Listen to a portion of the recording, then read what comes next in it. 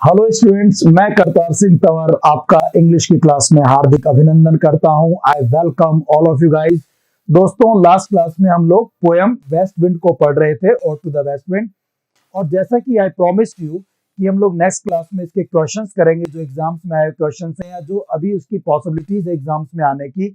इस पोएम से क्या क्या क्वेश्चंस बन सकते हैं और कैसे कैसे क्वेश्चंस बने हैं, उन पे हम लोग बात करेंगे। और टू द वेस्ट विंड जो हमारी पोएम है, इसमें एग्जाम बेस्ड क्वेश्चंस और आगे जो एग्जाम में क्वेश्चन आ सकते हैं उन क्वेश्चन पे हम बात करने वाले हैं। And these questions based on the text of ode to the west wind. Exam में जो क्वेश्चन भी आते हैं ना आप लोगों के, वो टेक्स्ट बेस्ड ही आते हैं। पोएट के बारे में क्वेश्चन नहीं पूछता ज्यादा, वो पोएम के बारे में, टेक्स्ट के बारे में, उनकी लाइंस के, उनके फिगर ऑफ स्पीचेस के बारे में क्वेश्चन पूछता है। तो देखते हैं हम लोग ये कौन कौन से क्वेश्चन एग्जाम में आए हुए हैं। देखिए, फर्स्ट क्वेश्चन जो मैंने आप लोगों के लिए लिया है वो RPSC school lecturer, RPSC school lecturer 2011 में से है। जो 2011 में जो स्कूल लेक्चरर का जो पेपर हुआ था, उसमें इस पोएम से क्या क्वेश्चन आए थे वो हम पहले बात कर रहे हैं। Whom does Shelley address as the wild spirit? Wild spirit किसे कहता है शैली अपनी इस पोयम में? कौन है वाइल्ड स्पिरिट, कौन है टेमलेस स्पिरिट? वो है waste wind. The Grecian earn, the west wind, the spring season और ऑटम मंथ, वेस्ट विंड। पहले क्वेश्चन का आंसर हो जाएगा वेस्ट विंड। किसे वो वाइल्ड स्पिरिट कहता है?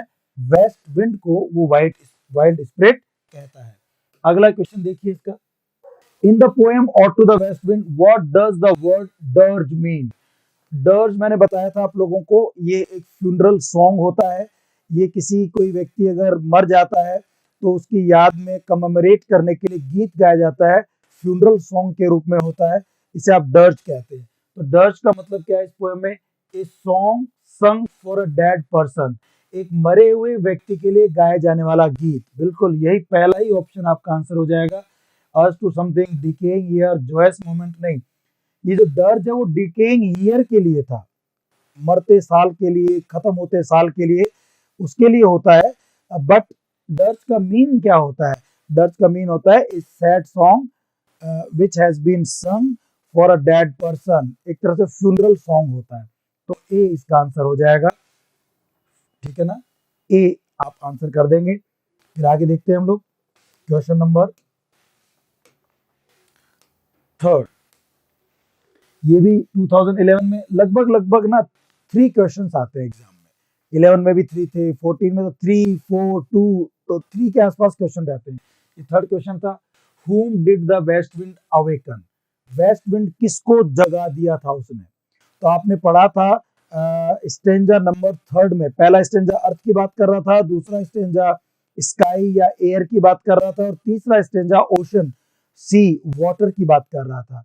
तो उसमें बात कर रहे थे कि जो मेडिटेरियन सी है वो सोया हुआ था, बिल्कुल शांत था, वो ड्रीम देख रहा था, वो पैलेसेज और टावर्स को देख रहा था बेइस बे के बगल में लेटा हुआ। तो मेडिटेरियन सी जो सपने देख रहा था उसको वेस्ट विंड आके जगाती है। तो किसको जगाती है वो? फियर्स मैनेड को, ब्लू मेडिटेरियन को, अटलांटिक ओशन को, ब्लू मेडिटेरियन को वो जगाती है। ये 3 क्वेश्चन थे 2011 वाले उससे पेपर से। अब आगे बढ़ते हैं हम लोग। एक क्वेश्चन और था देखो 2011 में, Shelley prays to the west wind to lift him.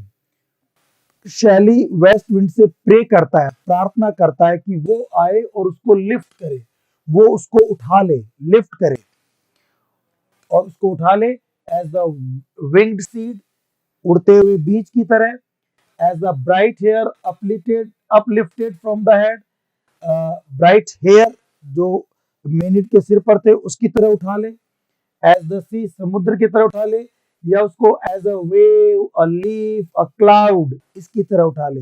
ये line as it is text में दी हुई है, आप दोबारा देखना इसको, मैंने पढ़ाया भी था। वो शैली प्रे करता है वेस्ट विंड से कि तुम मुझे वेव की तरह, क्लाउड की तरह, लीफ की तरह उठाकर ले चलो और मेरे संदेश को पूरी दुनिया में फैला दो, ऐसा वो कुछ कहता है। तो डी इसका आंसर हो जाएगा, फोर्थ का डी आंसर करेंगे। ये 2011 में आया क्वेश्चन है। अब देखो 2011 में एक क्वेश्चन और है, 5 क्वेश्चन आ गए एक ही पोएम से, 5 क्वेश्चन। देखिए आप, if winter comes can spring be far behind. Broadly speaking this line means, इस लाइन का मोटे तौर पर क्या अर्थ है? तो ये आपको ना ऑप्टिमिस्टिक थॉट देता है, ये एक उम्मीद जगाता है, ये कहता है कि हर बादल के पीछे एक सिल्वर लाइन है, हर रात के बाद एक सवेरा आता है। ये ऑप्टिमिस्टिक ब्राइट साइड देखता है लाइफ की। तो ये लाइन क्या मतलब है? Men may come and men may go, आदमी आते हैं और चले जाते हैं, जैसे विंटर आती है और स्प्रिंग भी उसके बाद आती है, नहीं ये मतलब नहीं था। Winter will be followed by spring, winter जो है वो स्प्रिंग के बाद आती है, नहीं, विंटर के बाद स्प्रिंग आती है, ये तो उल्टा हो गया। देयर इज सिल्वर लाइनिंग, एक उम्मीद है, behind every cloud you see, ये वाला जो है मैंने लाइन लिखवाया भी था आपको। If winter comes can spring be far behind, इसके पीछे जो है यही आंसर होगा, सी। ठीक है ना, सी होगा। तो फिफ्थ के अंदर सी कर दिया हमने। आगे देखते हैं।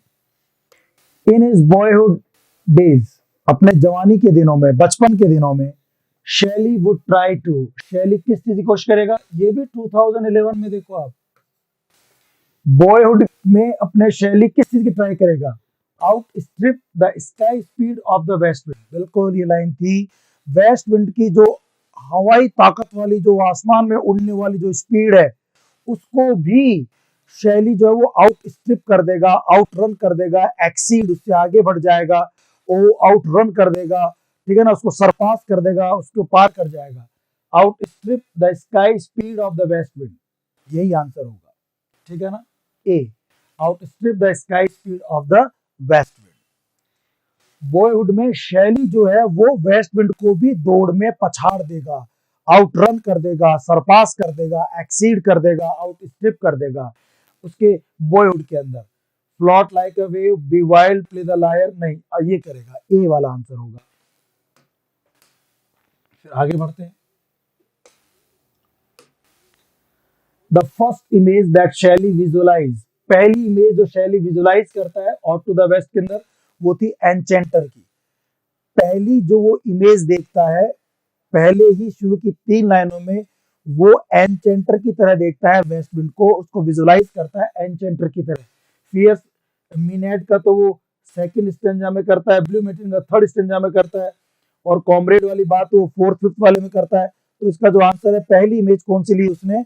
वो ली एनचेंटर की, मजिशियन की, जादूगर की, जो वेस्ट विंड को वो कंपेयर करता है, उसे सिमली के रूप में यूज करता है। तो ए आंसर हो जाएगा। ये क्वेश्चन आया 2014 में, ये 2014 का क्वेश्चन था। ठीक है ना, आगे बढ़ते हैं हम लोग। फिर देखो 14 में 6 क्वेश्चन आए 11 में, और ये 2 क्वेश्चन अभी तक हो गए हैं 2014 वाले एग्जाम में। व्हाट डज शैली ask the west wind, Shelley west wind से क्या पूछता है? टू डू, क्या कहने के लिए, क्या करने के लिए कहता है? By the incantation of his verse, उसके वर्स, जो शैली के जो गीत हैं उनको इनकेंटेशन गा करके उनको वेस्ट विंड आए और गाए। गाने से क्या करवाना चाहता है, क्या काम करवाना चाहता है? जो उसके थॉट्स हैं, जो उसके विचार हैं, जो उसके मैनकाइंड के लिए जो उसने सोचा है, जो उसका मैसेज है, वो चाहता है कि उसके मैसेज को पूरी मैनकाइंड को, पूरी दुनिया को, पूरी कायनात को वो स्प्रेड करे, ऐसा वो चाहता है। तो क्या चाहता है शैली, क्या कहता है वेस्ट विंड को करने के लिए वो incantation of his verse? Revive his fallen spirits, अपनी फॉलन स्पिरिट, जो उसका जो धैर्य है, जो उसकी हिम्मत जो खत्म हो चुकी है, गिर चुकी है, उसको रिवाइव करने के लिए, वापस जिंदा करने के लिए बात कहता है। Hasten the cycle of season, season के साइकिल में जल्दबाजी करने कहता है। Be a trumpet of prophecy, ये आता है, देखो आप, वो कहता है कि तुम मेरे इन वर्ड्स से ट्रम्पेट, मेरे लिप से ट्रम्पेट बनो, और मेरी बातों को, मेरे मैसेज को, प्रोफेसी उनकी जो है भविष्यवाणी करो, लोगों को मेरे मैसेज पहुंचाओ। अनचेन करो मुझे, नहीं, ये नहीं होता। B a trumpet of prophecy, वो कहता है कि तुम जो है प्रोफेसी की ट्रम्पेट बन जाओ वेस्ट विंड, तुम ये काम करो, और मेरे वर्स के इनकेंटेशन को, उस ट्रम्पेट से मेरे जो वर्स है उनको तुम लोगों को गा के सुनाओ, मेरी कविता को पूरी दुनिया में पहुंचाओ, और मेरा नाम तुम रोशन करो, और मेरे जो मैसेज है उसको मैनकाइंड तक पहुंचाओ, ऐसा वो कहता है। तो आप ट्रम्पेट बनो प्रोफेसी की, ये वो कहता है। तो सी आंसर होगा। ये अपने दिया हुआ भी है पोएम के अंदर। ओके, आगे देखिए आप नेक्स्ट। थर्ड क्वेश्चन है 14 में, according to Shelley the west wind is the breath of. West wind किस चीज की ब्रेथ है, किस चीज की सांस है? ऑटम की। पोएम की पहली लाइन में दिया हुआ है the breath of autumn being. तो किस चीज की ब्रेथ है वो? ऑटम बीइंग की, ऑटम की ब्रेथ है, ठीक है ना। स्प्रिंग की जो ब्रेथ होती है वो जेफर होती है, जो सॉफ्ट विंड होती है, और ऑटम की जो ब्रेथ होती है वो वेस्ट विंड होती है। तो इसका आंसर बी होगा। आगे बात करते हैं, ये 3 क्वेश्चन आ गए 14 में, अब ये 16 क्वेश्चन आ गया। How does Shelley in his ode to the west wind compare himself to the wind. वो अपने आप को विंड से कैसे कंपेयर करता है? विंड से कंपेयर कैसे करता है वो? ट्यूमुलस ट्यूमुलेटस माइटी एंड हार्मोनियस कहता है अपने आप को, टेमलेस स्विफ्ट एंड प्राउड, ये लाइन आई थी। वो कहता है कि तुम मुझे अपनी तरह बना लो, बिल्कुल अपनी तरह, टेमलेस, डेंजरस, वाइल्ड बना दो, स्विफ्ट बिल्कुल स्पीड वाला, फास्ट बना दो मुझे, और प्राउड, मुझे अपने आप पर अभिमान हो, घमंड हो, मैं अपने कामों पर मुझे अच्छे लगे, ऐसा मुझे बना दो, ये सब बनाने कहता है। तो वेस्ट विंड से वो ऐसा कुछ करने की वो कहता है कि मुझे आप टेमलेस बना दो, स्विफ्ट बना दो और प्राउड बना दो। बी आंसर हो जाएगा। फिर देखिए आप लोग, ये सेकंड क्वेश्चन हो गया 2016 का। इन द लास्ट स्टेंजा, जो लास्ट स्टेंजा था, फिफ्थ स्टेंजा, जिसमें वो ऑप्टिमिस्टिक बातें करता है, his ode to the west wind, उसका जो लास्ट स्टेंजा है, Shelley invokes the west wind. Shelley west wind का आह्वान करता है, उसको बोलता है, वेस्ट विंड से बात करता है, और टू मेक हिम इज, वो कहता है कि उसको बना दे, क्या बना दे? करता है, और to make lyre companion, lyre बना दे। फर्स्ट स्टेंजा की फिफ्थ स्टेंजा की फर्स्ट लाइन में ये कह रहा है, make him as a lyre, तू मुझे लायर बना दो, वीणा बना दो, जैसे तुमने फॉरेस्ट को बना रखा है, और फिर जब वेस्ट विंड की हवा मेरी इस लायर से गुजरेगी तो मैं एक बहुत ही अच्छा खूबसूरत, जो है ना, सैडनेस तो होगी, बट वो ऑटम ऑटमल जो है वो सॉन्ग निकलेगा, बहुत स्वीट सॉन्ग निकलेगा। ऐसा एक स्वीट सॉन्ग निकालो और मुझे तुम अपनी लायर बना लो, ऐसा वो कहता है। तो लायर बनाने की वो कहता है उसको फिफ्थ स्टेंजा में। आगे देखते हैं, आर ड्राइवन लाइक गोस्ट, बिल्कुल भूतों की तरह भगा दिया जाता है। एन एनचेंटर फ्लिंग, जैसे एनचेंटर भूतों को भगाता है, ऐसे ही जो वेस्ट विंड है वो पेड़ों से वीदर्ड लीव्स को भगा देती है। हु और व्हाट इज ड्राइवन, किस चीज को भगाया जाता है, क्या चीज भगाई जाती है? लाइक गोस्ट, गोस्ट की तरह किसको भगाया जाता है? शैली की poem ode to the west wind में डेड लीव्स को, वीदर्ड लीव्स को, येलो लीव्स को भगाया जाता है। द वेस्ट विंड को भगाया जाता है, the dead leaves, wind, seed और क्लाउड्स, डेड लीव्स को भगाया जाता है। तो 12 का आंसर क्या हो जाएगा? Dead leaves. एनचेंटर जैसे भगाता है गोस्ट को, वैसे ही वेस्ट विंड भगाता है डेड लीव्स को। ये 12 क्वेश्चन हो गया, 2016 में आया हुआ था। ये 3 क्वेश्चन थे। अब बात करते हैं 2020 के क्वेश्चन की। इसमें क्या पूछा है इन्होंने, अभी जो लेटेस्ट जनवरी में एग्जाम हुआ था उसके क्वेश्चन भी डाल दिए मैंने इसके अंदर। स्प्रिंग्स रेजोवेटिंग पावर्स, स्प्रिंग के अंदर ना एक रेजोनेटिंग पावर होती है, वो ना रेजोनेट कर देती है, वो जिंदा कर देती है, वो रीबर्थ कर देती है, क्विकनिंग अ न्यू बर्थ, बिल्कुल एक नया जन्म दे देती है। In Shelley's ode to the west wind is first mention through the image of, इस स्प्रिंग को सबसे पहले जो मेंशन किया गया किस इमेज के साथ, शैली ने अपनी poem ode to the west wind में स्प्रिंग को किस इमेज के साथ जो है उसने उसको मेंशन किया? द वोल्टेज वॉस्ट सेपलकर, नहीं, वो जो कवर्ड, जो सेपलकर थी, कब्र थी, ग्रेव थी, उससे नहीं किया था। लर्ल्ड कोयल ऑफ द क्रिस्टलाइन स्ट्रीम, इससे तो मेडिटेरियन सी को किया गया था, ये भी नहीं है। Clarion call of the azure sister, बिल्कुल अजोर सिस्टर है स्प्रिंग वेस्ट विंड की, that fills the hills and plains, एक क्लैरियन बिगुल बजता है, और जो बिगुल है वो बजता है और स्प्रिंग आती है, और स्प्रिंग क्या करती है? हिल्स और प्लेन्स को बिल्कुल खूबसूरत फूलों से, कलर से, ह्यू से और सेंट से इनसे फिल कर देती है। तो जो है सी इसका आंसर होगा, सी आंसर करेंगे। इमेज कौन सी दी है इसमें, क्लैरियन की दी है, अजय और सिस्टर की दी है, इस तरह से उसने उसका जिक्र किया। 2020 का पहला क्वेश्चन था ये। अब आगे देखते हैं हम लोग इसका एक क्वेश्चन और इस एग्जाम का। द ऑटमल, ऑटम बसंत ऋतु, सॉरी पतझड़ ऋतु, और इस पतझड़ ऋतु का जो गीत था, जो लायर से निकलेगा, जो वीणा बन जाएगा कभी, तो एक ऑटमल एक गीत निकलेगा। दैट शैली विशेज, जो शैली इच्छा करता है, to replicate through his verse, अपने वर्स के थ्रू उसको रेप्लिकेट करता है, उसके वर्स के थ्रू वो व्यक्त करता है, अपने गीतों के थ्रू ऑटमल टोन को व्यक्त करता है। वो जो टोन उसकी होती है, जो ऑटमल टोन जो होती है उसके गीतों से, वो टोन कैसी है, फियर्स, डरावनी है, कॉम्पिटिटिव, बिल्कुल प्रतिस्पर्धा करने वाली, कंपटीशन करने वाली है, ग्रॉन ग्रे विथ फियर, वो डरा देने वाली है, डरने वाली है डर से, स्वीट दो इन सैडनेस, यस स्वीट होती है, साथ साथ में सैडनेस होती है, यद्यपि सैडनेस है, दुख में गाया जाने वाला है, बट फिर भी स्वीट है। तो पतझड़ बहुत ही अजीब सा मौसम होता है, पत्तियां सूख जाती हैं, गिरती, लेकिन वो भी बड़ा खूबसूरत नजर आता है। पतझड़ में जो पत्तियां पीली हो जाती हैं, जब वो झड़ती हैं, गिरती हैं, तो वो नजारा भी बहुत ही खूबसूरत लगता है। आपने वीडियो में देखा होगा कितना खूबसूरत नजारा होता है वो।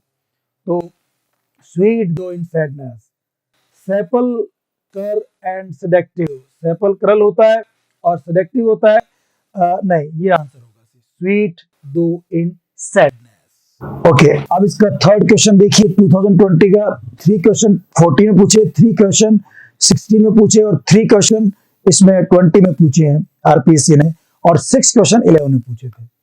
क्या पूछता है देखो, the wild spirit in ode to the west wind is called destroyer and preserver because, जो वाइल्ड स्पिरिट थी, जो वेस्ट विंड थी, उसको डिस्ट्रॉयर भी कहा गया, उसको प्रिजर्वर भी कहा गया है, उसको जो है विनाशक भी कहा गया, उसको पालनहार भी कहा गया है। क्यों कहा गया है, बिकॉज, क्योंकि, क्यों कहा गया है, it causes large scale destruction, क्योंकि खूब विनाश करता है, डिस्ट्रक्शन करता है। तो ये वाली बात तो केवल डिस्ट्रॉयर के लिए होती है, तो प्रिजर्व की बात तो नहीं होगी। इट प्रिजर्व एवरीथिंग, ये केवल प्रिजर्व की बात हो गई। थर्ड क्या है, it makes the existing leaves fall, इसमें क्या होता है, जो पत्तियां होती है पेड़ों की, ये उनको नीचे गिराता है west wind, wild spirit, and keeps the seed safe, उनको तो नीचे गिरा देता है, उनको तो खत्म कर देता है, डिस्ट्रॉय कर देता है। और जो बीज होते हैं ना, सीड्स जो होते हैं, जो सीड्स होते हैं, उनको सेफ रखता है इन विंट्री बेड, नीचे जमीन में सर्दियों में दफना के सुरक्षित रखता है उनको, और पत्तियों को दफन कर देता है, खत्म कर देता है, डिस्ट्रॉय कर देता है। और जो फिर ये विंट्री बेड में जो सेफ रखे होते हैं सीड्स, ये स्प्राउट करते हैं अगेन इन स्प्रिंग, स्प्रिंग में वापस ये स्प्राउट करते हैं। तो एक तरह से ये प्रिजर्वर भी है, उन सीड्स को प्रिजर्व करके रखता है, उनको विंट्री बेड में बचा के रखता है, उनको संरक्षित रखता है, पत्तियों को डिस्ट्रॉय करके उनका खाद बना देता है, और बीज को बाद में जब बसंत आता है तो वो स्प्राउट करा देता है। तो ये प्रिजर्वर भी है, ये डिस्ट्रॉयर भी है। तो इसका जो आंसर होगा वो सी होगा, ठीक है ना। 15 का आंसर सी करेंगे। आगे बढ़ते हैं, देखिए 1 2 लाइक दी, मैं तुम्हारी तरह, अभी संस्कृत डिपार्टमेंट का क्वेश्चन है 2020 में। वो आरपीएससी का जो पेपर होता है वो था, ये संस्कृत डिपार्टमेंट का पेपर तो आरपीएससी लेती है। तो 1 2 like the, in this line from ode to the west wind the word one refers to the, ये जो 1 लाइक दी है, ये जो आया था अपने उस पोएम में 1 लाइक दी, 1 2 लाइक दी, तो 1 तो है पोएट के लिए, मैं जो तुम्हारी तरह हूं, तुम्हारी तरह किसकी तरह है, दी आया है इसके अंदर वेस्ट विंड के लिए, ये वेस्ट विंड के लिए। 1 तो आया है पोएट के लिए और दी आया है यहाँ पर वेस्ट विंड के लिए, ठीक है ना। तो 1 किसके लिए यूज हुआ है, पोएट के लिए, किसके लिए जो है यहाँ पे, पोएट। पोएट कहता है, शैली कहता है कि मुझे तुम अपना जैसा बना लो, बिल्कुल टेमलेस, स्विफ्ट और प्राउड, ठीक है ना। तो पोएट अपने आप को, ये 1 जो है पोएट के लिए आया है और दी यहाँ पर वेस्ट विंड के लिए यूज हुआ है। आगे बढ़ते हैं, Shelley's poem ode to the west wind was written in the year, कौन से साल में लिखी गई थी, इट वाज रिटन इन 1890, 1819 में लिखी गई थी, 1820 में पब्लिश हो गई थी, 1820 में पब्लिश हुई थी, 1819 में लिखी गई थी, तो आंसर हो जाएगा 1819। ठीक है, फिर आगे बढ़ते हैं। Who would blow the clarion? Clarion को कौन बजाएगा? स्प्रिंग बजाएगी। क्लेरियन कौन बजाएगा? Over the dreaming earth in ode to the west wind, the dead leaves, the seeds, the wild spirit, the azure sister of the spring. Spring की azure sister जो है वो क्लेरियन को बजाएगी, बिगुल को बजाएगी। ठीक है ना। अभी जो अज्योर सिस्टर है ऑफ द स्प्रिंग, स्प्रिंग की अज्योर सिस्टर वेस्ट विंड भी हो सकती है। वेस्ट विंड बिगुल बजा देती है कि भाई हाँ अब स्प्रिंग आएगा और हरियाली छाएगी। ठीक है ना। और स्प्रिंग में जो हवाएं चलती है उन्हें क्या कहा जाता है? जैफर कहा जाता है। तो अगर कोई पूछे अज्योर सिस्टर कौन है, तो अज्योर सिस्टर तो भाई सिस्टर कौन है स्प्रिंग की? वैसे ऑटम है, और ऑटम में कौन सी हवा बहती है? वेस्ट विंड बहती है। तो ये कुछ ऐसे कह रहा है। और अज्योर सिस्टर जो है वो उसकी जैफर भी है। ठीक है ना। तो वो स्प्रिंग जो है वो, इसका आंसर क्लेरिन कौन बजाता है एक तरह से? तो वो स्प्रिंग बजाती है। स्प्रिंग के आने से पहले बिगुल बजाती है, वेस्ट में जो हवा चलती है ना वो ऐसा सेंस है इसके अंदर। तो स्प्रिंग वाला आंसर हो जाएगा। अभी नेट के एग्जाम में क्वेश्चन मिला था मुझे, वो आपके लिए डाला है मैंने। ऐसे पूछ लिया उसने, if comes blank comma can be far behind. तो यहाँ जो ये ब्लैंक स्पेस छोड़ रखे हैं, इनमें क्या छूट गया, क्या आना चाहिए था? इस शैली की out of the west wind है, खालिस्तान में क्या आएगा? जो ब्लैंक स्पेस दे रखे हैं इसमें क्या भरेंगे हम लोग? If winter comes can spring be far behind. तो पहले वाले विंटर आ जाएगा, दूसरे वाले में स्प्रिंग आ जाएगा, तो आंसर क्या हो जाएगा अपना? ए हो जाएगा। बाकी के आंसर नहीं आएंगे। If winter comes can spring be far behind, ऐसे क्वेश्चन पूछ लेता है कि वो शब्द आपको जो उसने स्किप कर दिया वो आपको फिल करना है। ओके, 19 क्वेश्चन हो गए, ये एग्जाम में आए हुए क्वेश्चन है। अब इसके बाद बात करते हैं, ये एग्जाम में नहीं है लेकिन पॉसिबल है कि होता है ऐसे क्वेश्चन कुछ आ जाए। देखिए, in ode to the west wind is the destroyer of. West wind किसको डिस्ट्रॉय करती है? डिस्ट्रॉय करती है वो पत्तियों को, डेड लीव्स को, विदर्ड लीव्स को। विंड सीड्स, डेड लीव्स को तो करती है वो डिस्ट्रॉय, और विंड जो सीड्स होते हैं उनको करती है वो प्रिजर्व। तो किसको डिस्ट्रॉय करती है? वो डिस्ट्रॉय करती है डेड लीव्स को। ठीक है ना। अब आगे क्वेश्चन है, किसको प्रिजर्व करती है? प्रिजर्व किसको करती है? ये प्रिजर्व किसको करती है? प्रिजर्व करती है सीड्स को, उनको बचा के रखती है। और जब बसंत आते हैं तो जो सीड्स होते हैं ये स्प्राउट होते हैं। तो प्रिजर्व किसको करती है? विंड सीड को करती है। The dead leaves are compare to, dead leaves को किससे कंपेयर करते हैं? डेड लीव्स को गोस्ट से कंपेयर करते हैं, बिल्कुल। जो पहला जो ट्रसेट था उसमें वो कहता है कि डेड लीव्स तो क्या होती है? गोस्ट की तरह भागती हैं। एनचेंटर को देख के जैसे गोस्ट भागता है, ऐसे वेस्ट विंड को देख करके डेड लीव्स पेड़ों से अलग हो जाती हैं, दूर भागती हैं। तो गोस्ट से कंपेयर किया उसका। आगे देखिए, the wind seeds are compare to, wind seeds को किससे कंपेयर किया गया? विंड सीड्स जो हैं वो मैन, कॉप्सेस, गोस्ट और शीप। विंड सीड को किससे कंपेयर किया गया? जी बताइए, किससे कंपेयर किया गया? विंड सीड्स जो थे उनको कंपेयर किया गया किसी आदमी से। विंड सीड पड़ा था, विंट्री जो बेड होता है उसमें जो वेस्ट विंड होती है उनको ले जा करके वहां विंट्री बेड में लो नीचे दफना देती है, बैरी कर देती है। जिस प्रकार से कॉप्सेस को, जिस प्रकार से जो लाश होती है आदमी की उसको ग्रेव यार्ड में दफनाया जाता है, उसी प्रकार से विंड सीड्स को भी जमीन के नीचे दफना दिया जाता है, बैरी कर दिया जाता है, बिल्कुल कॉप्सेस की तरह। कॉप्सेस जो लाश होती है ना इंसानों की, उनके लिए यूज करते हैं कॉप्स, और बिल्कुल कॉप्स की तरह इनको जमीन में दफना दिया जाता है। ये विंड सीड्स को कॉप्सेस से कंपेयर किया गया। आगे देखिए आप, the first stanza of ode to the west wind presents the images of the west wind as. जो पहला स्टेंजा था उसमें वेस्ट विंड को प्रेजेंट किया गया है, image of the west wind. कौन सी इमेज दी गई है उसमें? ब्लैक रेन की नहीं, ये तो आसमान वाले में था, सेकंड स्टेंजा में था। डिस्ट्रॉयर एंड प्रिजर्वर कहा गया उसको, बिल्कुल पहले स्टेंजा में कहा गया था उसको डिस्ट्रॉयर और प्रिजर्वर।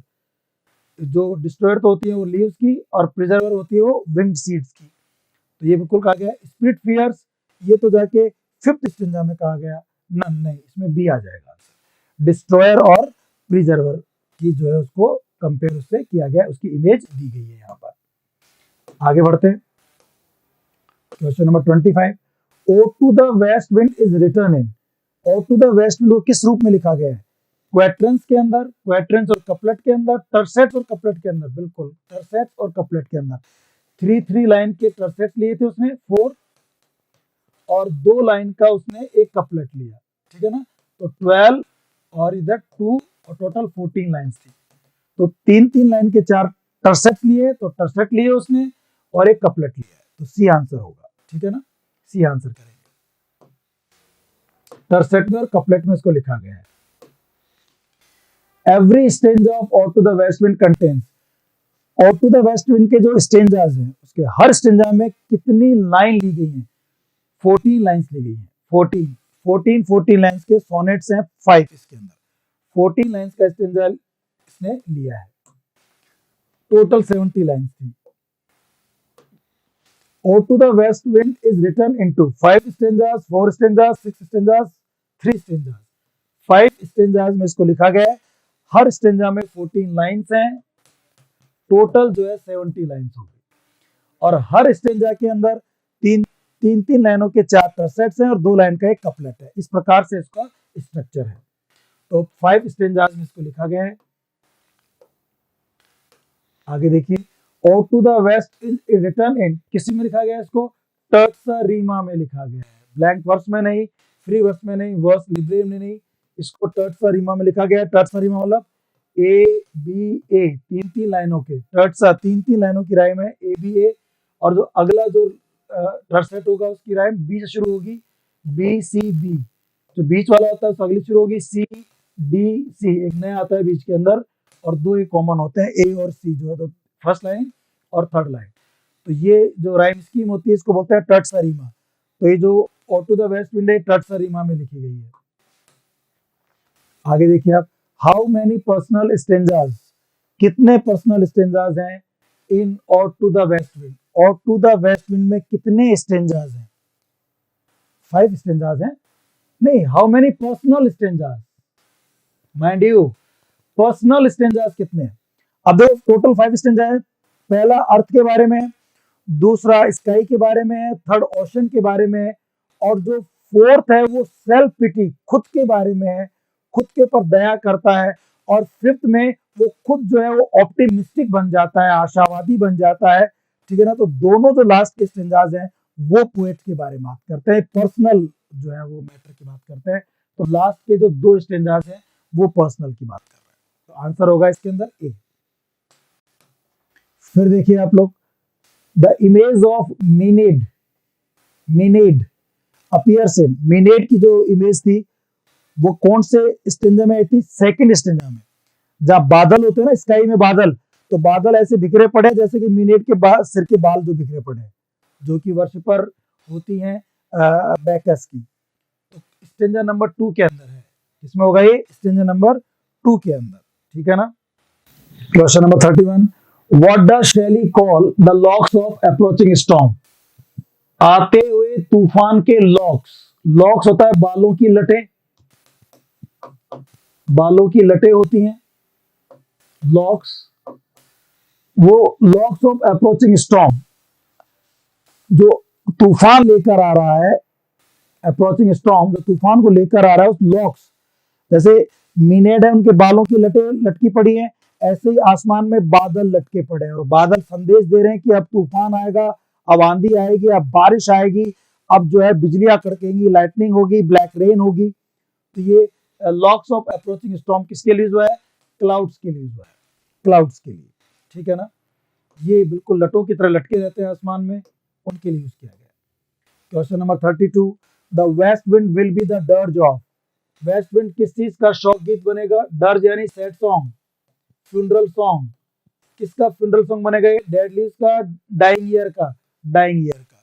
जो साल खत्म हो रहा है उसके दुख में जो गीत गाई जाती है वो वेस्ट विंड गा रही है डर्ज के रूप में। तो डर्ज यहाँ पर डाइंग ईयर का है, वो फ्यूनरल सॉन्ग है डाइंग ईयर के लिए, क्योंकि अब साल खत्म हो रहा है उसके शौक में, उसके दुख में वेस्ट विंड जो है वो गाना गा रही है एक तरह से, जिसमें माहौल बन रहा है, पूरी कब्र जैसा बन रहा है नजारा, ठीक है ना। उसमें जो है वैसे गीत ऐसा लग रहा है जैसे कि कोई आप फ्यूनरल में गए हैं, किसी के अंतिम संस्कार में गए हैं और वहां पर गीत गाया जा रहा है शौक को प्रकट करने के लिए।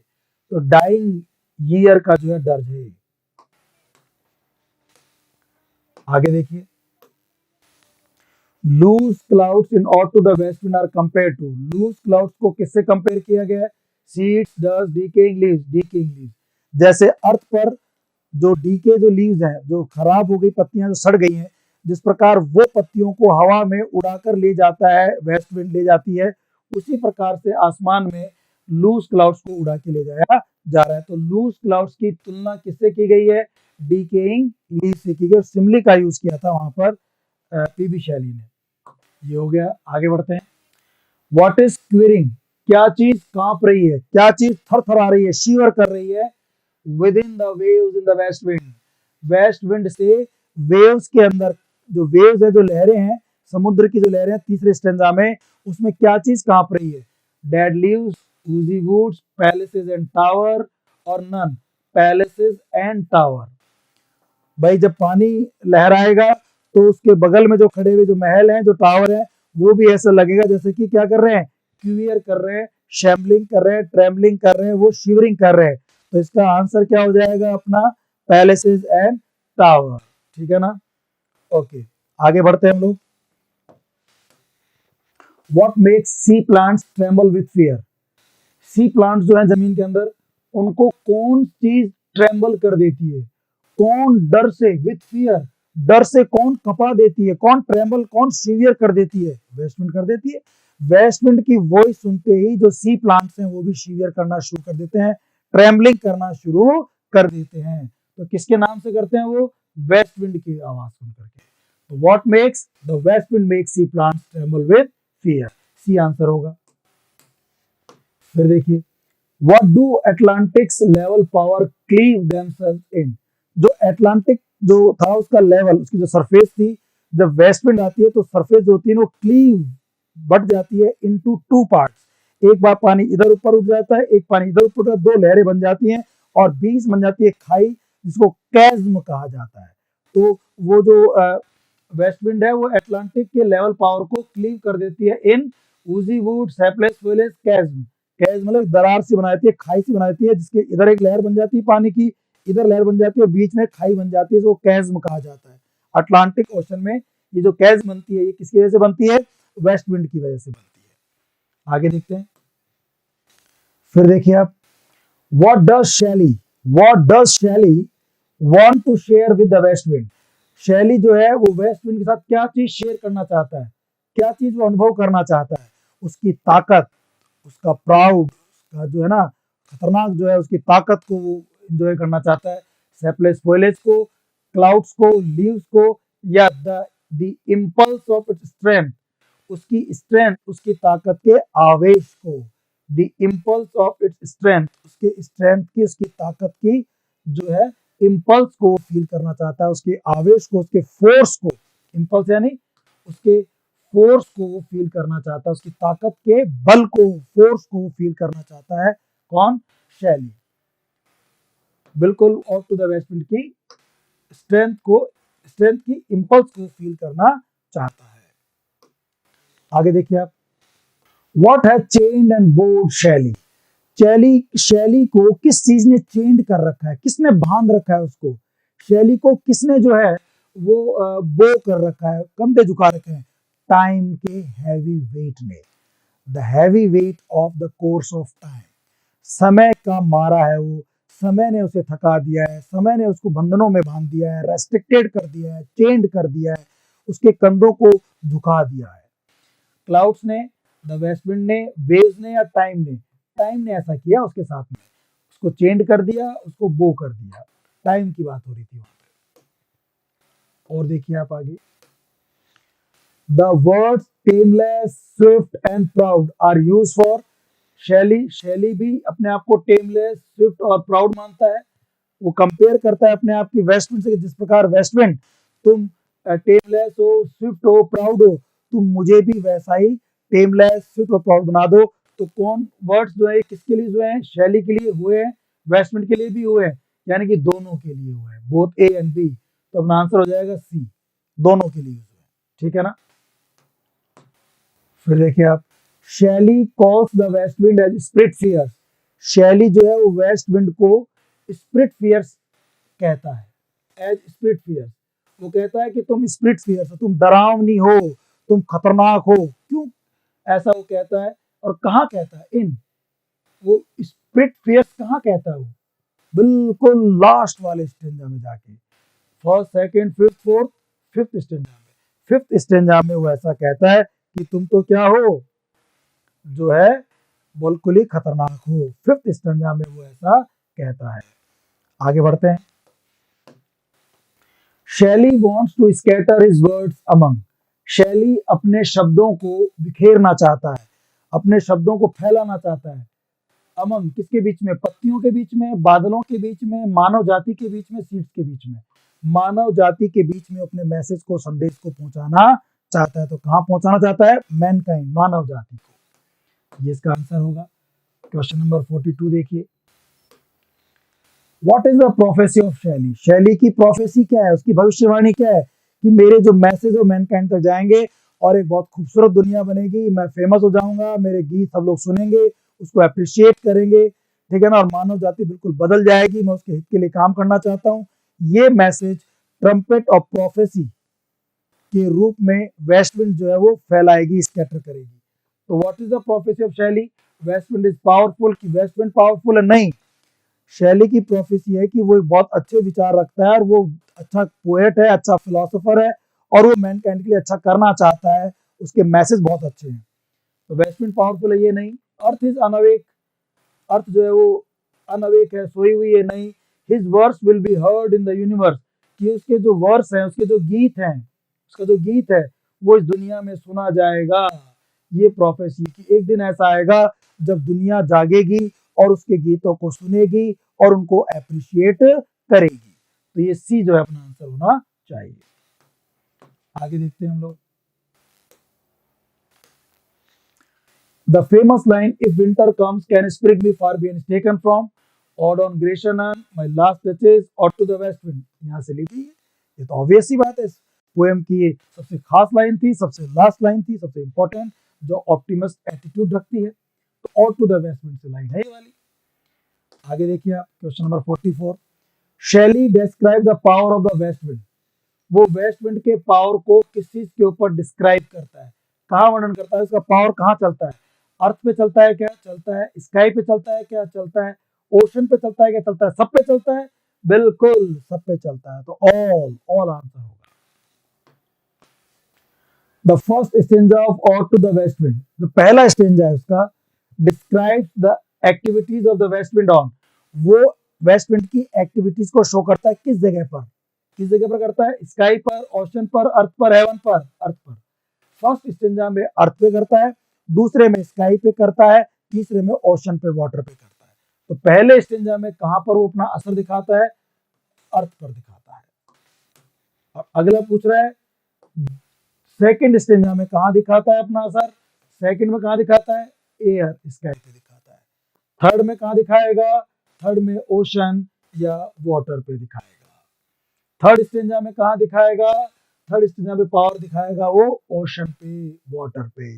पहले में अर्थ पे, दूसरे पे सी पे, और दूसरे में स्काई पे, और तीसरे में सी पे या वाटर पे, ओशन पे। आगे चलते हैं। 48। Wild spirit which are moving everywhere. Art, are के लिए यूज है। वाइल्ड स्प्रिट यानी वाइल्ड स्प्रिट यानी कि वेस्ट विंड। तुम घूम रही हो हर जगह, तुम हर जगह मूव कर रही हो। The phrase wild spirit refers to. Wild spirit किसके लिए आया है? ओशन, स्काई, अर्थ या वेस्ट विंड?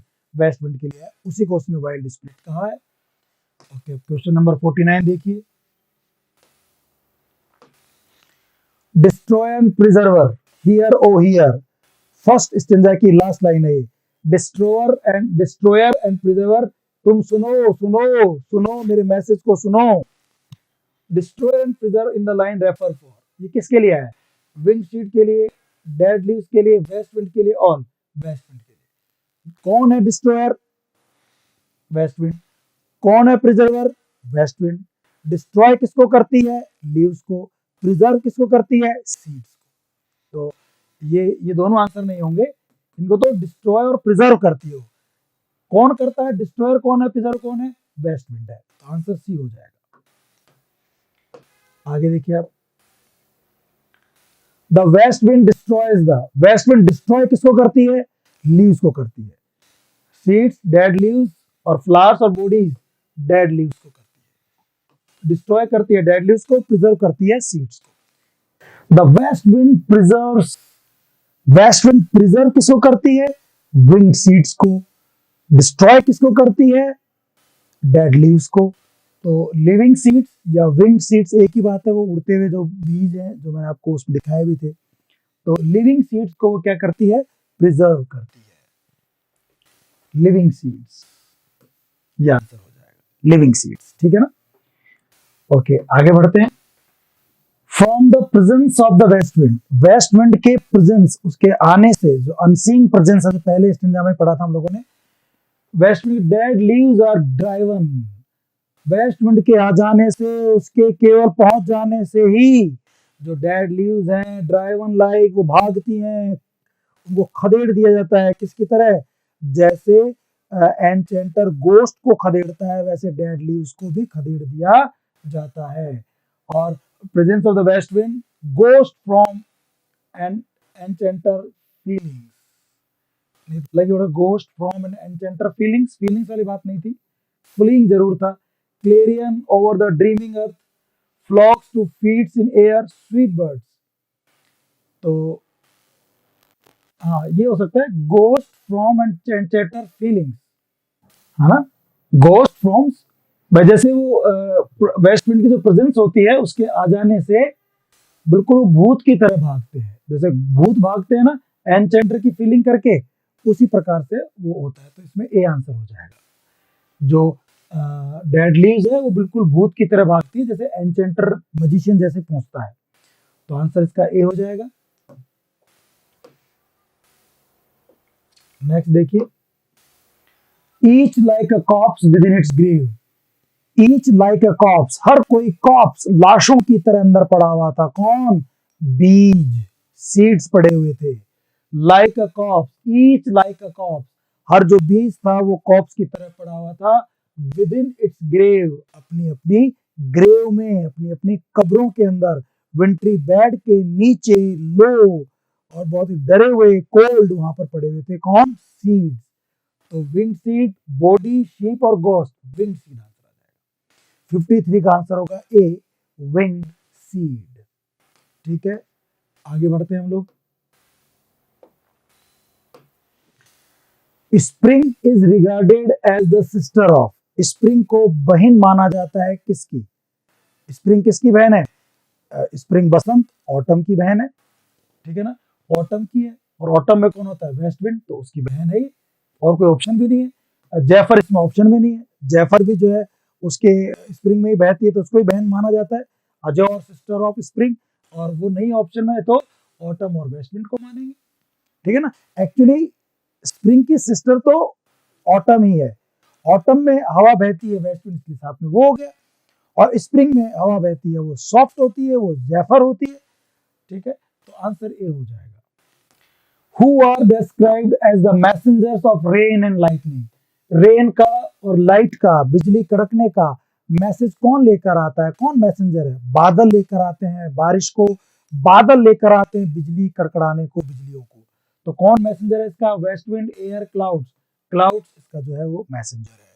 सी आंसर हो जाएगा। In which stanza Shelley gives the image of vast tree, एक बहुत बड़े पेड़ का, whose roots are in the ocean, जिसकी जड़ें तो ओशन में हैं, and whose branches go up in high into the sky, और जिसकी ब्रांचेस वो आसमान में पड़ी हुई हैं। ठीक है ना? जड़ें उसकी ओशन में हैं, उसकी जो ब्रांचेज हैं वो आसमान में हैं। वो किस चीज का? ये जो विवरण था पेड़ का, बहुत बड़ा पेड़ जिसके टैंगल उसको हिला करके बादलों को छटकाया जाता है, वो बादलों की, आसमान की बात करने वाला स्टेंजा 2 था। तो स्टेंजा 2 सेकंड स्टेंजा में होगा, ए आंसर होगा इसका। ठीक है ना?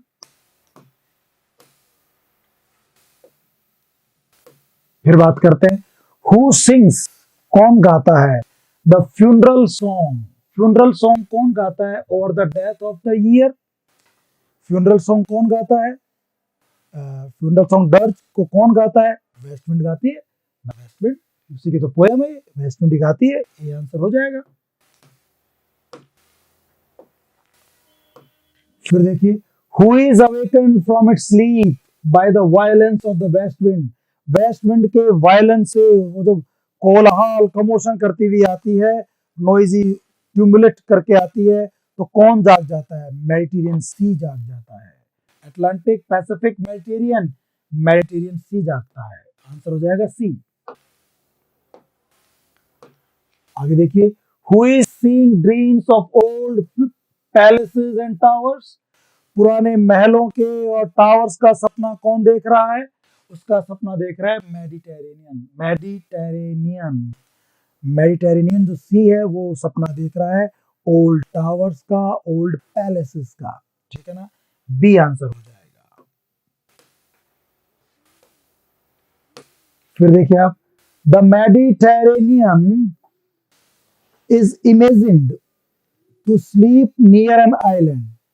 मेडिटेरियन सी के बारे में इमेजिन कहता है कि वो एक आइलैंड, एक आइल, पमिस आइल आया था नाम, पमिस आइल के पास में जो है वो लेटा हुआ है, स्लीप है, सोया हुआ है, मेड ऑफ जो बना हुआ है, वो जो वर्ड आया था ना पमिस, पमिस मतलब था ग्रे स्टोन, स्लेटी रंग के पत्थरों से बना हुआ है, बेइज बे के अंदर, not far from Naples to line थी।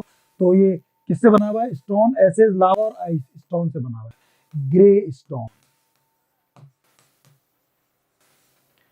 ग्रे स्टोन से बना हुआ है। और ये जो था, अगर हम बात करें, अच्छा इसमें भी देखो, अगर आप बहुत ज्यादा गहराई में जाएं ग्रामर के, तो ये स्टोन्स नहीं होना चाहिए, स्टोन ही होना चाहिए। मटेरियल नाउन है, इसका प्लूरल नहीं होना चाहिए। तो ये जो है स्टोन ही है एक्चुअली में, और ये ग्रे कलर का है, जिसको पमिश नाम दिया हुआ है अपने वहां पे पोएम में, पमिश। ठीक है ना, तो ग्रे स्टोन का बना हुआ है।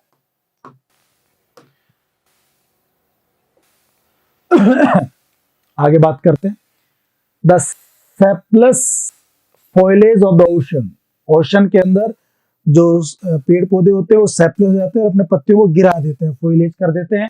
The word ocean refers two of the ocean, या ओशन किसके लिए है? कौन सा ओशन है? Atlantic, Mediterranean, Pacific, Indus. Indus तो ओशन होता ही नहीं है, ये तो नदी है। मेडिटेरियन सी है, ये भी नहीं होगा। पैसिफिक का कहीं कोई जिक्र नहीं है इस पोएम में।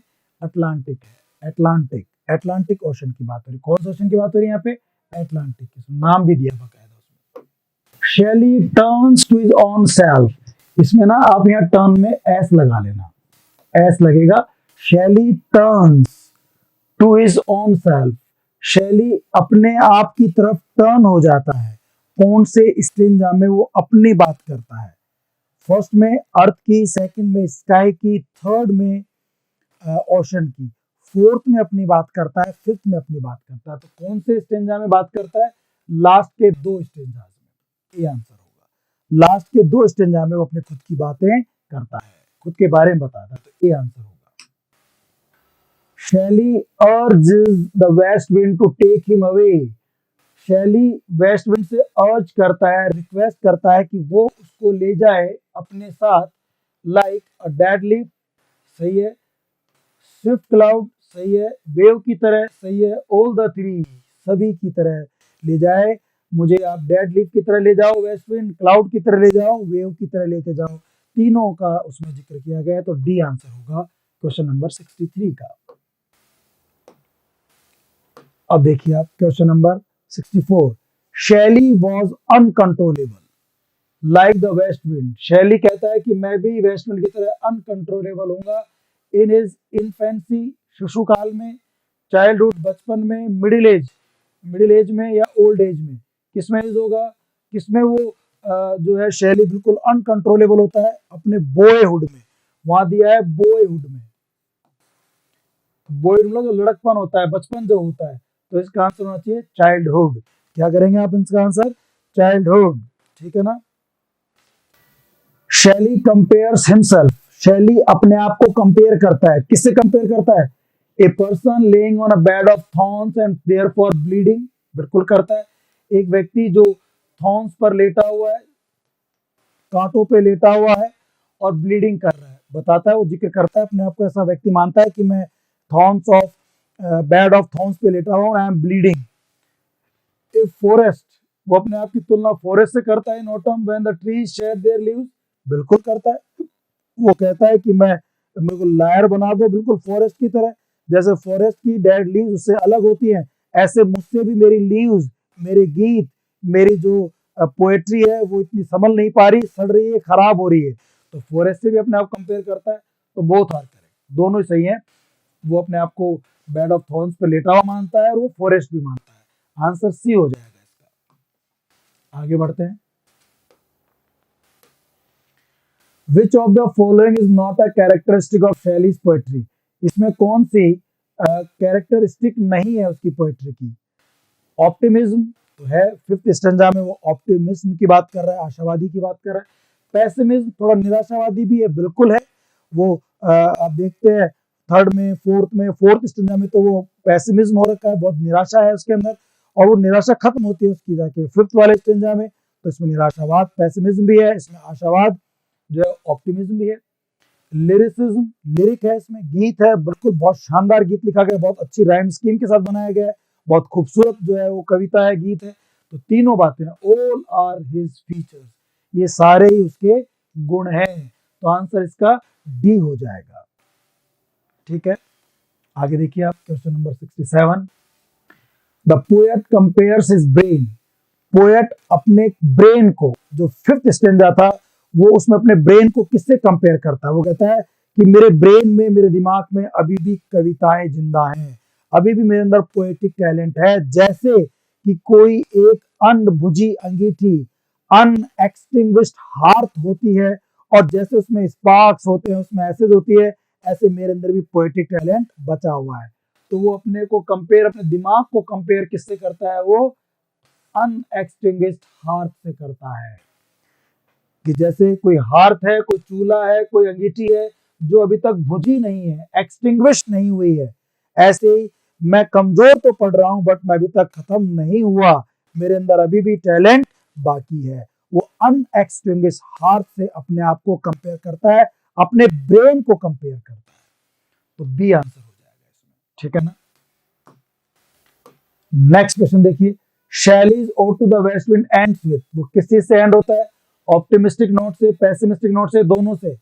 जो कविता का जो लास्ट स्टेंजा है वो उसकी ऑप्टिम, जो मिस्टिक नोट बताता है, और उसकी लास्ट लाइन थी if winter comes can spring be far behind, वो तो साफ साफ ही बताता है कि ये ऑप्टिमिस्टिक नोट पे खत्म हो रही है। तो इसका आंसर सी नहीं, ए होगा, केवल ऑप्टिमिस्टिक नोट। हाँ, इस पोएम में ऑप्टिमिस्टिक नोट भी है, पेसिमिस्टिक नोट भी है, लेकिन ये पोएम खत्म कैसे होती है, ऑप्टिमिस्टिक नोट से खत्म होती है। तो आंसर इसका आपका ए होगा। फिर आगे देखिए आप लोग। If winter comes can spring be far behind line shows Shelley's optimistic attitude, pessimism, misery और फेथफुलनेस ऑप्टिमिस्टिक एटीट्यूड को शो करती हैं। ठीक है ना। तो आंसर इसका ए हो जाएगा। लास्ट लाइन जो है ऑप्टिमिस्टिक एटीट्यूड को शो करती है। आगे देखिए आप। The golden age in Shelley's view, Shelley कहता है कि भाई मैं रिवॉल्यूशन लेकर आऊंगा, अपने मैसेज में देना चाहता हूं मैनकाइंड को, और मैं चाहता हूं कि एक ऐसा स्टेज, एक ऐसा स्टेट बने, एक ऐसा राज्य बने, ऐसी सोसाइटी बने जो किंग लेस हो, प्रीस्ट लेस हो, क्लास लेस हो, और एक गोल्डन एज आ जाए, प्लेटो प्लेटो की तरह एक बहुत खूबसूरत स्टेट बने, है ना, जैसे यूटोपिया जैसा स्टेट जहाँ सब बराबर रहे, सब आराम से खाएं पिए, कोई किसी के ऊपर टॉर्चर ना करे, ऐसा स्टेट का, ऐसा गोल्डन एज का वो जो है वो व्यू देखता है। ऐसा व्यू कब देखता है, पास्ट में, प्रेजेंट में या फ्यूचर में। वो कहता है आगे ऐसा टाइम आएगा, फ्यूचर में ऐसा टाइम आएगा। तो फ्यूचर में वो ऐसा देखता है, केवल सपने देखता है, ड्रीमर है वो ड्रीमर है, इसके लिए कुछ ज्यादा प्रयास नहीं करता। तभी तो वो मैथ्यू अर्नोल्ड उसके बारे में कहता है कि भाई तुम तो खाली पीली जो है अपने पंख मार रहे हो, तुम कुछ ज्यादा मेहनत नहीं कर रहे हो। मैथ्यू अर्नोल्ड कहता भी है पीबी शैली के बारे में। P B Shelley wants to scatter his dead thought, वो अपने डेड थॉट को स्कैटर, फैला देना चाहता है ओवर द यूनिवर्स, पूरी दुनिया में। किसकी तरह, like withered leaves, like forest, like the west wind, none. किसकी तरह वो अपने डेड थॉट को फैलाना चाहता है, किसकी तरह, जिस प्रकार विदर्ड लीव्स, यह आया था पोएम में, जिस प्रकार विदर्ड लीव्स को वेस्ट विंड इधर उधर फैला देती है पूरी दुनिया में, ऐसे उसके विदर्ड लीव्स, उसकी जो वो विदर्ड लीव्स है, जो पत्तियां, मतलब उसकी जो लिखी गई जो पोएम्स हैं, उसकी जो पोएट्री है, उसको भी वो फैला देना चाहता है। कहता है कि तुम मेरे इनको भी फैला दो, स्कैटर कर दो, जैसे तुमने विदर्ड लीव्स को स्कैटर कर दिया है। तो आंसर ए हो जाएगा, ए आंसर करेंगे। फिर आगे देखिए, the rhyme scheme of Shelley's ode to the west wind in each stanza is, उसके हर स्टेंजा में राइम स्कीम किस तरह की यूज की गई है? ए बी ए दो सेम होते हैं, बीच में एक अलग आता है, फिर जो बीच में अलग आता है वो अगले सेट में 2 बार आएगा और बीच में फिर एक नया अलग आ जाएगा, ठीक है, नया आ जाएगा, फिर जो बीच में जो आया उससे नए 2 होंगे, फिर बीच में एक नया डी आ जाएगा। तो A B C B, C D C, D E D और लास्ट में ई ई कपलेट होता है। तो इसकी राइम स्कीम ये है और बाकी सब गलत है, ये राइम स्कीम होगी। 72 का आंसर ए हो जाएगा। आगे बात करते हैं, Which of the following references is not correct in Ode to the West Wind? इनमें से कौन सा रेफरेंस इस पोएम में नहीं आया? मिनेड का आया था, एंजल्स आया था, ब्लैक एंजल्स, बेस बे आया था, पैसिफिक ओशन का जिक्र कहीं पर नहीं हुआ। तो अपना आंसर क्या हो जाएगा इसका? पैसिफिक, ये कहीं नहीं आया इसमें। तो कौन सी चीज का जिक्र नहीं हुआ? नॉट करेक्ट, पैसिफिक करेक्ट नहीं है। आगे बढ़ते हैं, Which of the following is not correct? इनमें से कौन सा सही नहीं है? The west wind is a symbol of destruction and preservation. कौन सा सही नहीं है? वेस्ट विंड डिस्ट्रॉयर भी होती है, प्रिजर्वेशन भी होती है, बिल्कुल सही है ये वाली बात। तो the west wind is a symbol of morning, west wind जो है वो मॉर्निंग, दुख का सिंबल है, और शैलीज ऑन पर्सनैलिटी, और कहीं ना कहीं वेस्ट विंड जो है वो शैली की पर्सनैलिटी को शो कर रही है। Waste wind is symbol of morning and Shelley's और ऑन पर्सनैलिटी।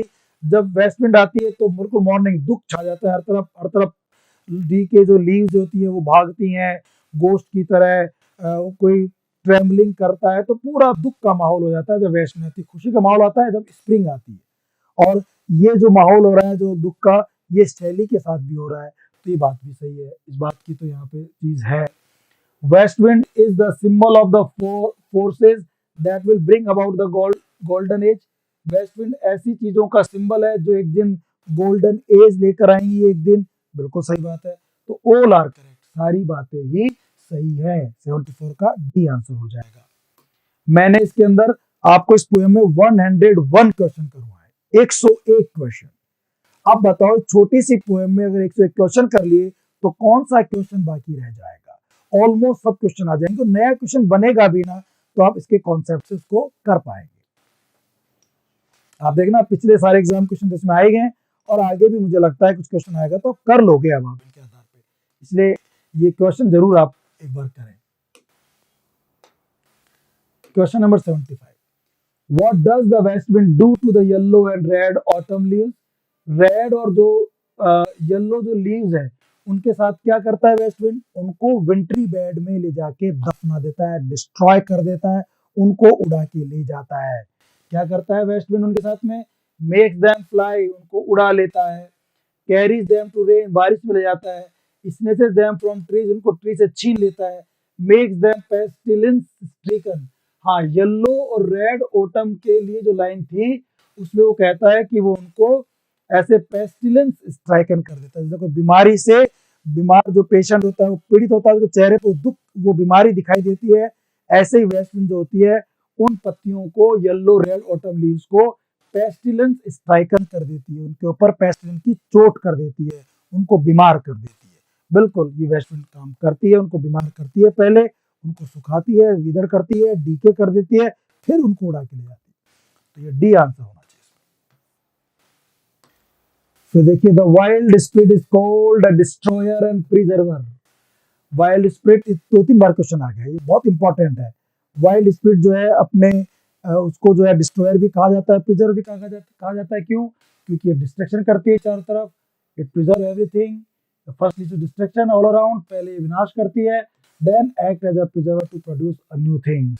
बिल्कुल, पहले विनाश करती है पत्तियों का, उनको कंपोस्ट बनाती है, उनको फर्टिलाइज बनाती है, और फिर उनसे सीड्स को जो है स्प्राउट करवाती है। तो पहले डिस्ट्रक्शन, विनाश करती है, और फिर प्रिजर्व करके नई चीजों को बनाती है। ये सही आंसर होगा। इसमें क्या कह रहा है, first it leads the shedding of dead leaves, ये और अच्छा आंसर होगा। देखो, पहले ये डेड लीव्स को शेड करती है, डेड लीव्स को पेड़ से अलग करती है, and then acts as a preserver of the seeds, और फिर सीड्स को प्रिजर्व करती है, विच विल स्प्राउट अगेन, और ये बीज वापस से फिर स्प्राउट होंगे। तो आंसर सी नहीं, इसमें आंसर हम क्या करेंगे, डी करेंगे। The correct answer will be D. वो पहले पत्तियों को गिराती है पेड़ों से, फिर वो बीजों को प्रिजर्व करती है, उनको स्प्राउट करवाती है। तो बहुत अच्छा आंसर है इसका, डी आंसर होगा। इसलिए इनको डिस्ट्रॉयर और प्रिजर्वर कहा जाता है।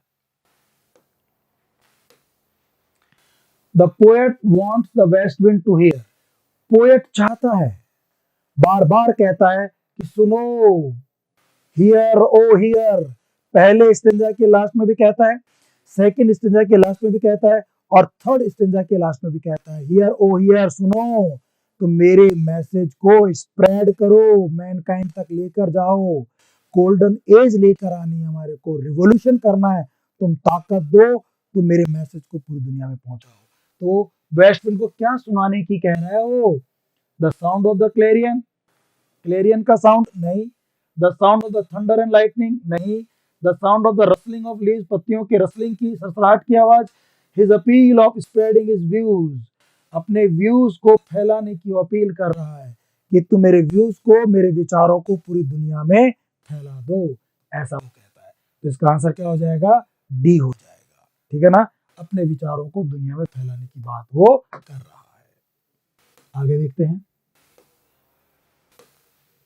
The dark विंट्री bad, dark विंट्री bad क्या है, सर्दियों में क्या होता है, जब वेस्ट विंड आती है तो पत्तियों को पेड़ों से शेड अलग कर देती हैं, और अर्थ पे जो विंटर के मौसम में उनको नीचे जमीन में गाड़ देती है पत्तियों को, वहां बीजों को भी साथ में गाड़ देती हैं। जो पत्तियां होती हैं डेड लीव्स, वो तो कंपोस्ट का काम करती है, और उनकी वजह से फिर थोड़े दिनों बाद जब स्प्रिंग सीजन आता है, तो फिर वो जो बीज है, सीड्स है, विंड जो सीड्स है, वो लिविंग जो सीड्स हैं, फिर वहां पे स्प्राउट होते हैं और नए पेड़ बन जाते हैं, नया जीवन आ जाता है, रीबर्थ हो जाता है। तो डार्क विंट्री बेड क्या है, sleeping place which is in the dark, एक स्लीपिंग प्लेस है जो डार्क में है, ये तो इसका शाब्दिक अर्थ हो गया। Sleeping place which is very cold, bed which is dark as well as cold, ऐसा बेड है जो कि डार्क भी है, कोल्ड भी है।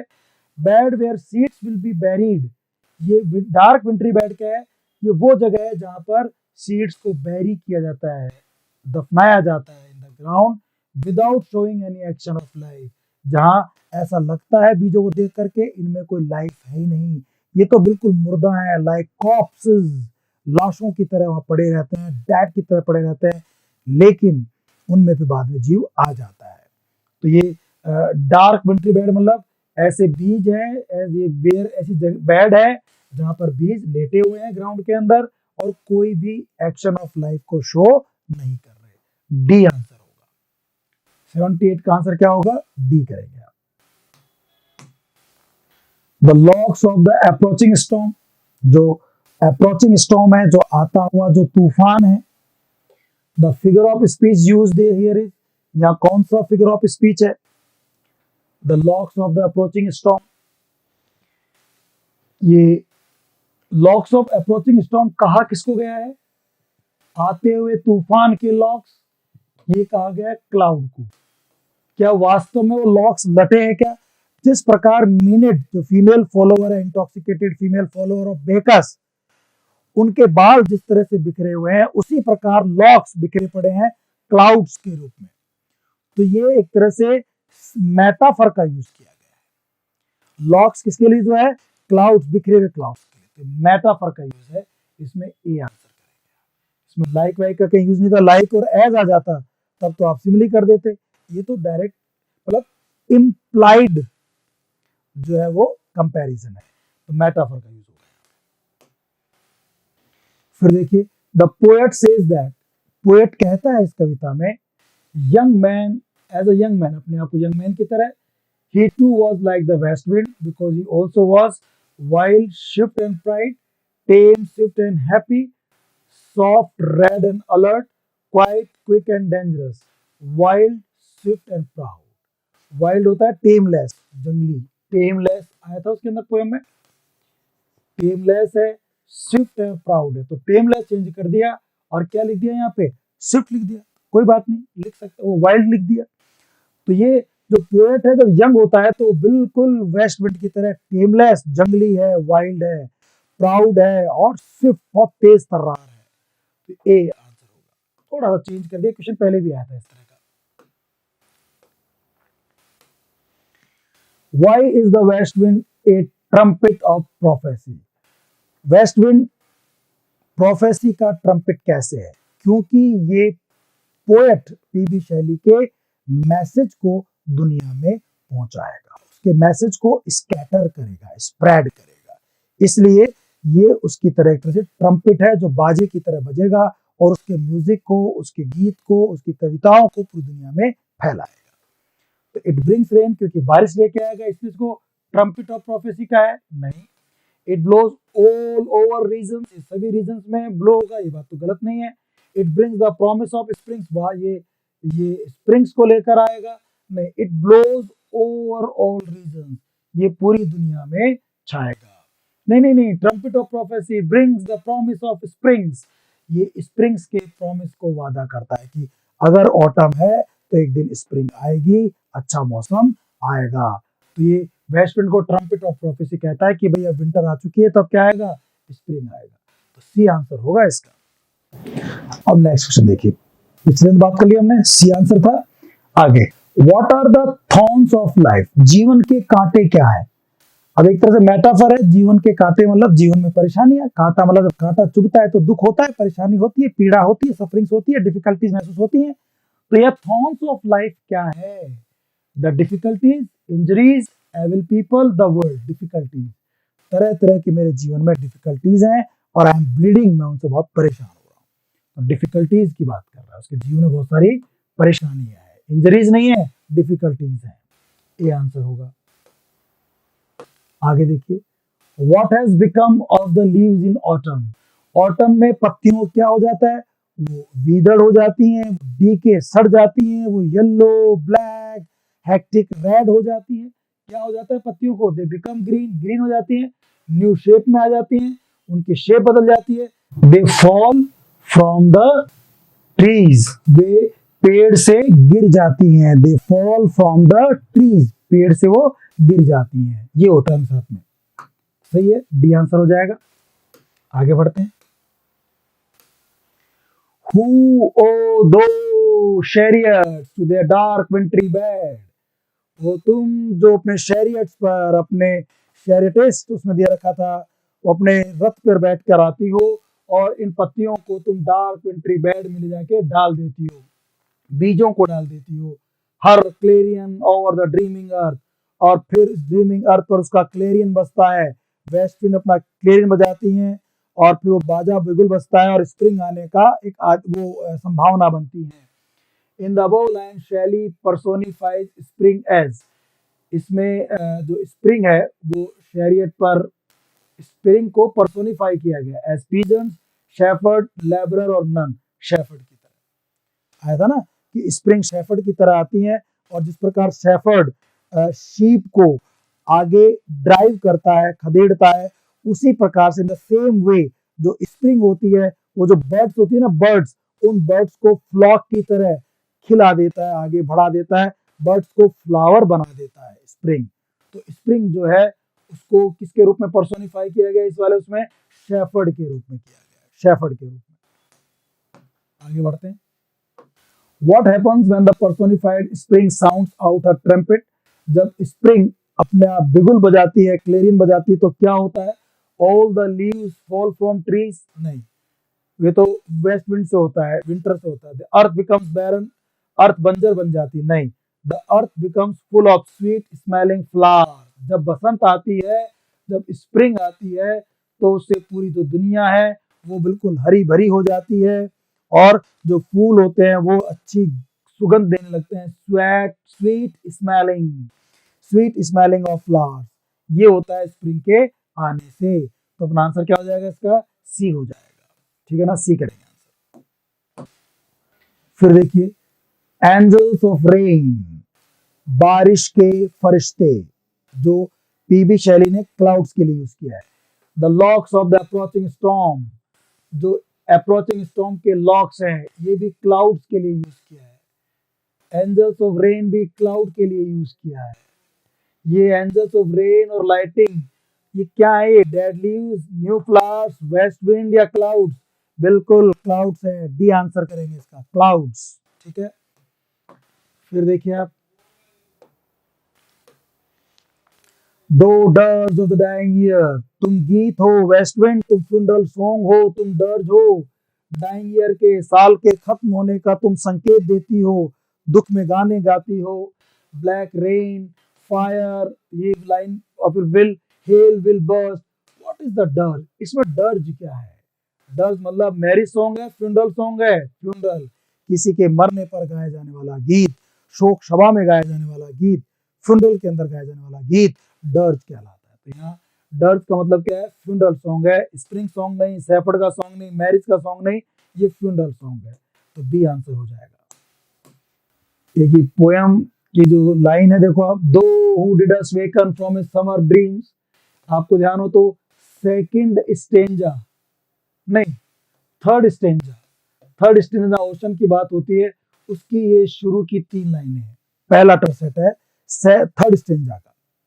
मेडिटेरियन सी को पर्सोनिफाइड किया गया है, ओल्ड मैन की तरह, स्लीपिंग पेशेंट, सोते हुए पेशेंट की तरह, ड्रंकर्ड मैन, एक दारू पिए हुए व्यक्ति की तरह, बेवड़े व्यक्ति की तरह, एक वास्ट स्लीपी स्नेक, वो बड़ा सा एक सोता हुआ सांप की तरह, जैसे ना कोइल्ड, कुंडी मार के वो ऐसे आराम से सो रहा है, लर्ल्ड, और वो कोइल्ड वर्ड था, जैसे कि बड़ा सांप ऐसे अपने वो कोइल करके ऐसे फेरे बना बना करके आराम से लेट जाता है, इसी प्रकार से मेडिटेरियन सी जो है वो आराम से लेटा हुआ है, वास्ट स्लीपी स्नेक की तरह, वास्ट स्लीपी स्नेक की तरह लेटा हुआ है। डी आंसर होगा। फिर देखिए, what is the effect of the west wind on the sea plants? Sea plants पर वेस्ट विंड का क्या प्रभाव है? What is the effect of the west wind on the sea plants at the bottom of the sea? जो सी के bottom में जो सी plants है उन पर क्या असर होता है वेस्ट विंड का? उसकी आवाज सुन करके वो ट्रेमलिंग शुरू कर देते हैं।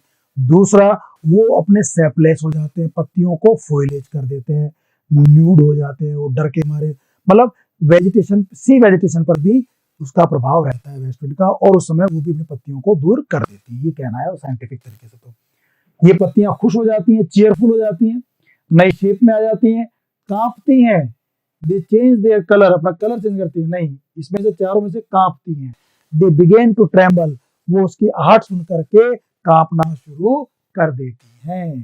ठीक है ना। Question number 90, what exactly does शैली, वास्तव में शैली करता क्या है, चाहता क्या है वेस्ट विंड से, टू डू फॉर हिम, कि उसके लिए क्या करे, वो क्या चाहता है? कि वो चाहता है लास्ट तक ये कि भाई तुम मेरी तरह बन जाओ, मेरे को ताकत दो, या फिर तुम्हें काम करो, मुझे लायर बना के मेरे जो संदेश हैं वो पूरी दुनिया में पहुंचा दो, मेरे विदर्ड लीव्स को पूरी दुनिया में फैला दो, ताकि सब लोग मेरे मैसेज को समझ सकें, गोल्डन एज के मैसेज को समझ सकें। तो क्या चाहता है शैली वेस्ट विंड से? To make him powerful, powerful बना दे, चाहता तो है, बट अल्टीमेटली क्या चाहता है, एग्जैक्टली चाहता क्या है? To spread his thought over the earth, पूरी दुनिया में उसके विचारों को स्प्रेड करे, ये चाहता है वो। अल्टीमेटली वो किसी तरह चाहता है कि चाहे लहर बना के, चाहे लीफ बना के, चाहे क्लाउड बना के, तुम मेरे संदेश को पूरी दुनिया में फैला दो, वो ये चाहता है। हर चीज को डिस्ट्रॉय कर दो, हर चीज को बचा लो, नहीं, मेरे विचारों को तुम फैला दो, बस ये चाहता है। आगे देखो question number 91, spring is symbolic of, spring बसंत ऋतु किसका सिंबल है? फ्लावर्स का, रियलिज्म का, रैशनलिज्म का, रीबर्थ और जॉय का? जी, रीबर्थ और जॉय का।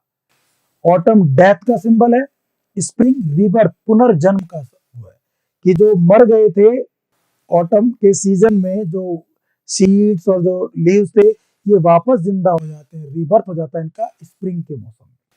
तो डी आंसर होगा, स्प्रिंग को रीबर्थ का सिंबल माना गया है, जॉय का सिंबल माना गया है। एक पोएम है ये, उसकी लाइन है और टू द वेस्ट विंड की, I fall upon the thorns of life, I bleed, heavy weight of hours has chained and board, one two like the, one two like the, मुझे भी अपनी तरह बना लो। पोएट कहता है अपनी तरह बना लो, कैसा बना लो? मुझे तुम बना लो तुम्हारी तरह, टेमलेस, बिल्कुल वाइल्ड, स्विफ्ट, बिल्कुल तेज, प्राउड, अभिमानी बनाओ, मुझे अपनी तरह प्राउड बनाओ, जो अपने चीजों पर गर्व करे, सुपीरियर फील करे। दी इन द अबव लाइन, दी किसके लिए? वन तो है पोएट के लिए, और तुम मुझे बना लो, तुम बना लो मतलब कौन बना लो, किसको कहता है वो कि तुम मुझे अपनी तरह बना लो? वेस्ट विंड को कहता है। तो दी किसके लिए यहाँ पर है? वेस्ट विंड के लिए। और वन किसके लिए? पोएट। तो दी किसके लिए यूज हुआ है? दी जो है वेस्ट विंड के लिए। ए आंसर हो जाएगा, ए आंसर होगा इसका, ठीक है ना। Ode to the west wind was published in the collection, कौन से कलेक्शन में पब्लिश हुआ था ये? Prometheus Unbound and other poems, इसमें पब्लिश हुआ था 1820 में। और ये प्ले था उसका प्रोमिथस अनबाउंड, उसी के साथ में एक नाम रखा गया, एक वॉल्यूम का जिसका नाम रखा गया प्रोमिथस अनबाउंड एंड अदर पोएम्स, उस कलेक्शन में इसको पब्लिश किया गया था। प्रोमिथस अनबाउंड इसका एक प्ले था जो कभी परफॉर्म नहीं किया गया था। ए आंसर हो जाएगा इसका ना, ए। Which of the following is not correct about Or to the West Wind? इसमें से कौन सी बात सही नहीं है Or to the correct Or to the West Wind के लिए? तीन बात तो सही है, एक बात कोई गलत है। It is written in October 1819, सही है। It is published in 1820, सही है। Written in wood, एक जंगल में लिखी गई थी by Arno-Rear Florence, ये बात भी सही है। It is written in January 1820, नहीं, ये जनवरी में रिटर्न नहीं की गई है, ये रिटर्न की गई थी 1819 में। तो ये जो डी है ना, ये गलत आंसर है, डी गलत आंसर है इसका। अब देखिए question number 95, where did Shelley see maenad's figure? Maenad figure को कहां देखता है, जो इसमें यूज किया है? यूफिजी गैलरी में, फ्लोरेंस के अंदर। ये मैंने आपको पढ़ाया था नोट्स में। वो फ्लोरेंस में एक गैलरी देख रहे थे यूफिजी, उसमें उनको मैनेड का जो है चित्र दिखाई दिया, और वहीं से उनकी इसकी इमेज यहाँ पर ली इम्प्रेस होकर के। तो इसमें ए का यूज करेंगे। The blue Mediterranean is enjoying his snooze, blue Mediterranean जो है अपना नींद ले रहा है, नींद को एंजॉय कर रहा है। कौन से मौसम में? विंटर में, ऑटम में, समर में, स्प्रिंग में? समर में।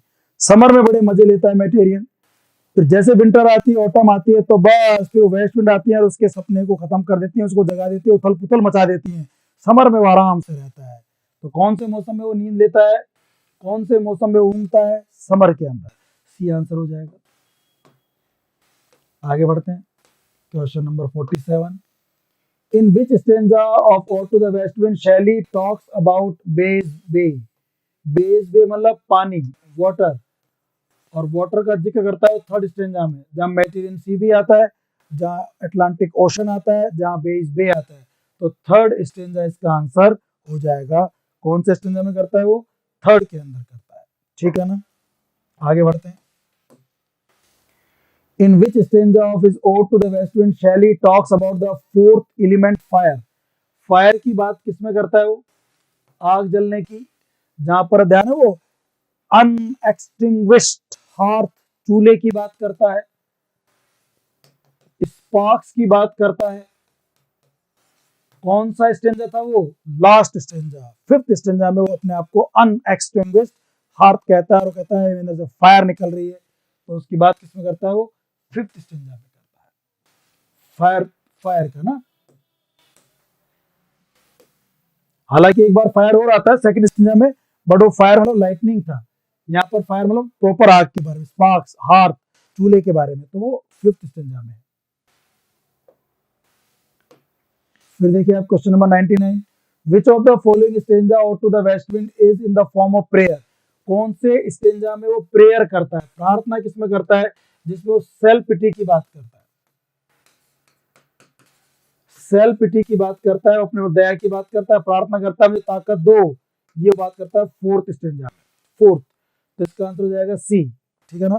फोर्थ स्टेंजा में वो ताकत की बात करता है। अब आगे देखिए आप, द लाइन स्वीट दो इन सैडनेस इज टेकन फ्रॉम। ये बहुत ही इंपॉर्टेंट लाइन है कि हालांकि मेरे गीत जो हैं वो स्वीट, हालांकि मैं दुखी हूँ, सैडनेस में हूँ, बट मेरे गीत फिर भी जो है वो स्वीट हैं।